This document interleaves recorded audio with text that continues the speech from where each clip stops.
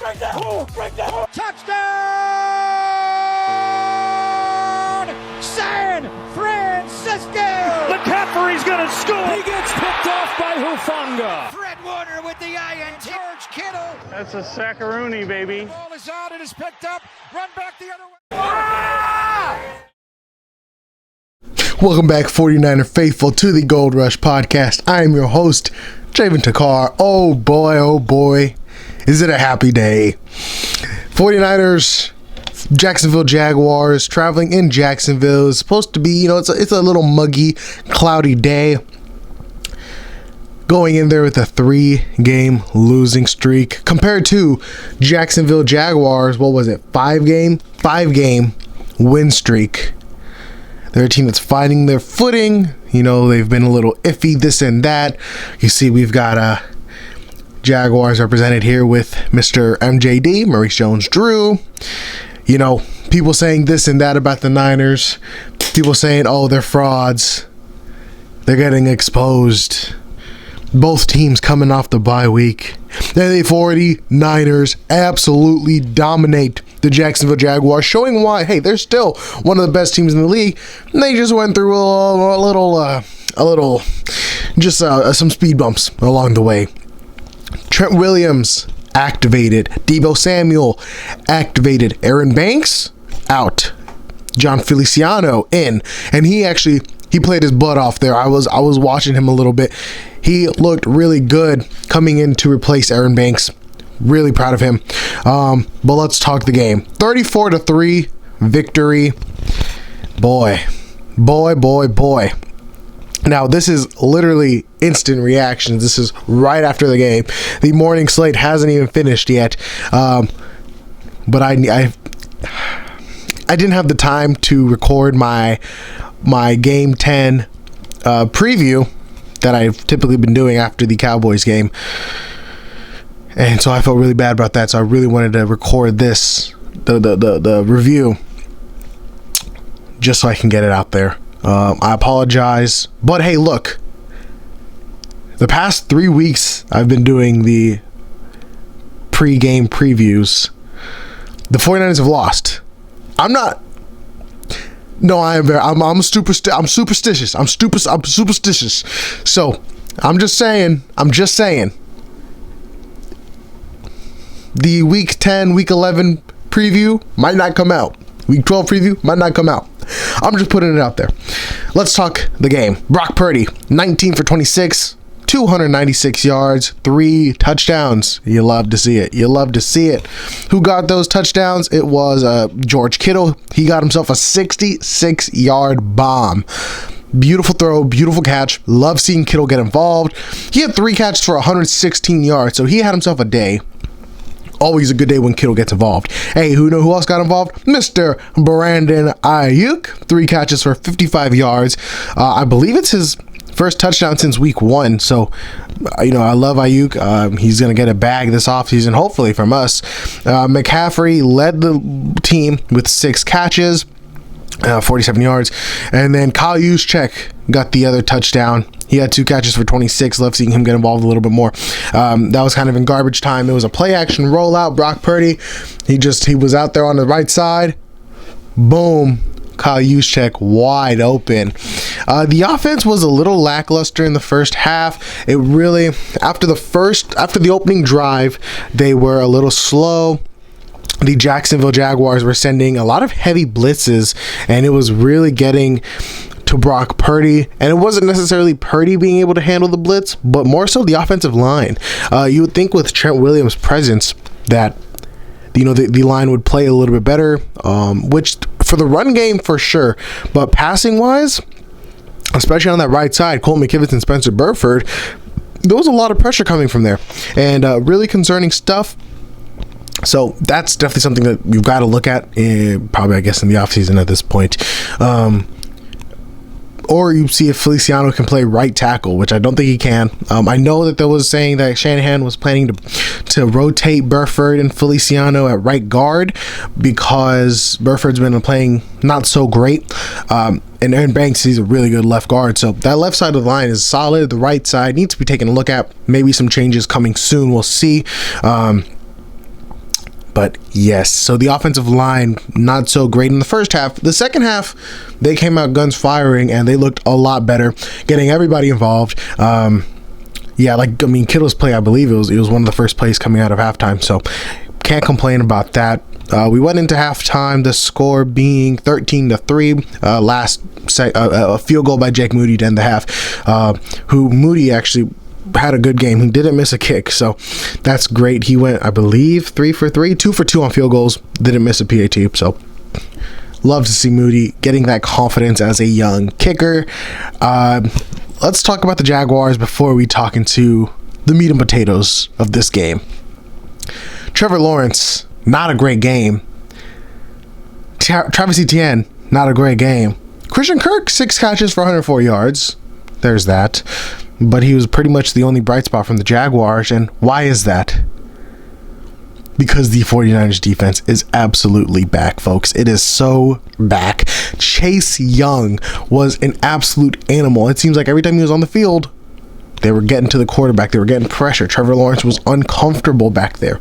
So before we take a deep dive into that, I just want to cover the Jaguars. I want to cover everything, and then we'll close the video off with the bright spot being the defense. The Jaguars defense really came to play. Like I was saying in the first half, they sent a lot of heavy blitzes and such, and the offensive line could not really pick it up. They weren't doing nothing about it.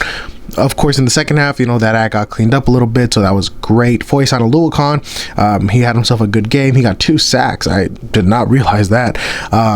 Brock Purdy, he was struggling to get away this game, which usually he's really good at. Jacksonville had him in a cage in that first half. And I was concerned because it really felt like it was 13-3, but it felt like it should be dominating a little more. But yeah, I mean, that's pretty much about it. That's all I can say about Jacksonville. Not a great game. You thought that it was going to be a shootout. You thought it would be really good, especially considering so I had a lot of notes for the pregame preview, and unfortunately I wasn't able to use it. Yeah, so Jacksonville ranks 14th in passing and rushing offense. Didn't really show up today. That's pretty much kind of middle of the pack. And they looked really bad. And so, Jacksonville, they're 6-3 now, 5 game. They were hot. They're red hot. Probably the hottest team in the league, or one of at least. And that got snapped. Really concerned about Jacksonville. I was really high on them coming into the season, but their record is 6-3, so that's good. We're same records. But I don't know how far they can make it. Etienne, who has been one of the best running backs in the league, had 9 carries for only 35 yards. And you know what? That's got to be... It's nothing against Etienne, but it's probably because of the 49ers rushing defense, which was ranked 5th in the league. It's a tough team to run on, but I'm surprised because the past couple weeks it seemed really easy to run, to pass, to do whatever. So that's how you know there's a big change there. Another big change. This is a good transition going into the defense, which before the game was ranked 19th in passing, 5th in rushing, as I just mentioned. Steve Wilks came to the sidelines. Loved to see it. I absolutely loved it. And they panned over. Hey, when the DBs, it was mostly DBs. I assume he talked to everybody on the defense, but they threw a fade to Christian Kirk. Charvarius Ward gets in the way with a clean pass deflection. They pan over to the sideline. Steve Wilks talking hyping up Charvarius Ward, and of course he's not screaming and yelling like D'Amico Ryans or Robert Saleh, but he's coaching. He's coaching, and he's communicating real easily. And of course, with the dominance of the defense, you've got to think, hey, maybe Steve Wilks has something to do with that. Maybe Steve Wilks on the sideline has something to do with that. I'm not saying it's the only reason, but it's something to consider. Let's get into the defense because it was a sack party. Javon Hargrave, 1.5 sack. Nick Bosa, 1.5 sack. Eric Armstead, 0.5 sack. Clelin Ferrell, 1 sack. Chase Young, 0.5 sack. I mean, it was insanity. It was insanity. Lawrence, who there was a lot of talks before the game. Lawrence gets that ball out really fast. But you got to give credit to the DBs. You got to give credit, obviously, to the pass rush. Everybody really worked together to get to Trevor Lawrence. And it worked. Lawrence had to hang on to that ball, seemingly because the DBs were locked down. And, the D-line made the plays, which is exactly what they needed to do. Really interesting. I don't think Isaiah Oliver was on the field at all. I don't think I saw him. Instead, there was Charvarius Ward and Ambry Thomas on the outside, and then DeAndre Lenore in the slot, which I've been praising. I've been saying put Lenore in the slot or Samuel Wambach, put him on the outside. And I was a big Ambry Thomas fan, last year or 2 years ago? But he has not looked really, from the times he's had, teams target him. This game, they targeted him. He got a fumble. He forced a fumble. He took it to the house. It was called back because I believe it was a rookie linebacker D. Winters and Kyle Shanahan and some other players. They were on the field, and so they called it back, unfortunately. But I mean, hey, Ambry Thomas, they took that bye week and they trained that boy up. He was nice. He, they, of course, there was some plays let up. DeAndre Lenore let up a big play, and there was some big plays still. But coming out of the bye week, it is a great sign, a step in the right direction. Nick Bosa and Chase Young, that 0.5 sack, that was both of them together. It was a beautiful sight. Nick Bosa and Chase Young corral Trevor Lawrence, and actually I think Bosa will probably flaunt on Chase Young for that because he got the strip. He stripped Trevor Lawrence as both of them were hitting him. It's going to be fun to watch those two on either ends. And you gotta give credit to Clelin Ferrell as well. He got his minutes, he got his time, and he looked really good out there. He was stopping the run, he was all over the ball. And then Javon Hargrave, who came in with a knee injury, looked totally healthy to me. Hey, 1.5 sacks speaks for itself. 4 tackles, love to see it.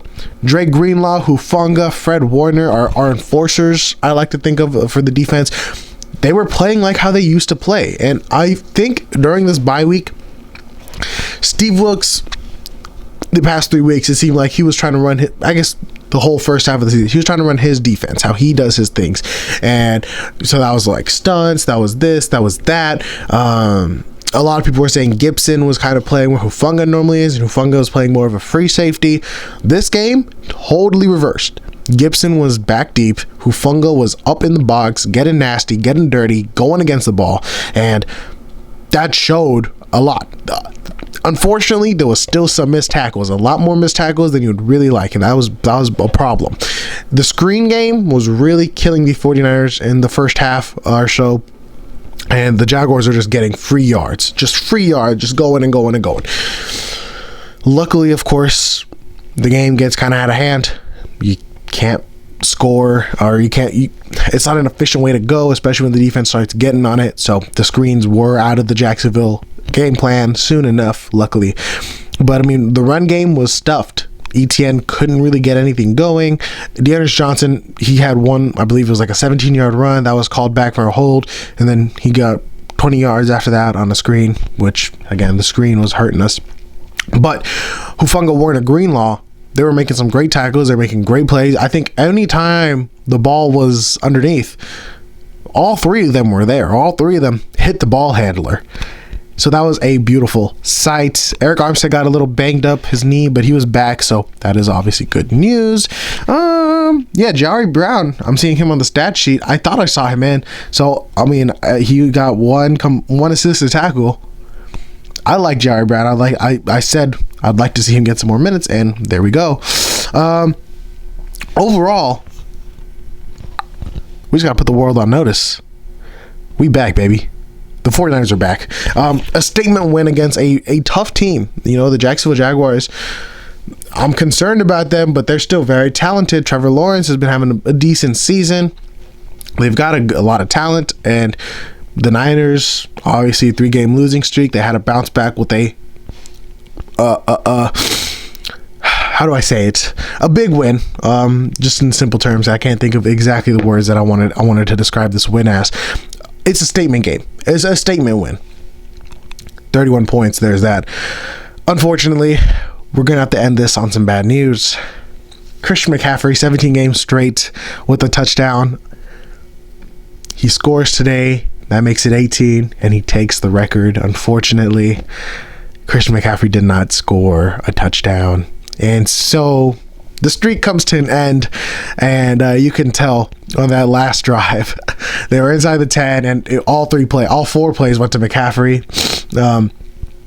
And it was no secret. And on the 4th down, they went one-on-one, McCaffrey on the right side, one-on-one with Darius Williams on an out route. And unfortunately, he didn't come down with it. So that sucks. But hey, the 49ers win is a 49ers win. The defense is dominant, and I hope they can keep going. Nick Bosa and Chase Young is a insane duo. I'm excited for next week. I'm excited for 49ers football again. It feels like Niners haven't played in a month, which it really feels like they haven't, because you had 3 losing games that weren't like themselves, and then the bye week. Very excited. Long season ahead of us still. I believe it's Tampa Bay next. Let's go, faithful. I'll see y'all in the next one. Hopefully I can get another extra video out for y'all before the Week 11 preview, which I'm still undecided on if I'll post that or not, because like I said, superstitious. Folks, I'll see y'all in the next episode, whatever it is. Thank you so much for tuning in. If you're looking forward to my Week 10 preview, I apologize. Didn't have the time for it. I'll see you on the next one. Make sure you follow all the socials. That'll be in the description below. If you're watching this or if you're on the Spotify, it'll be in the description. I'll see you on the next time.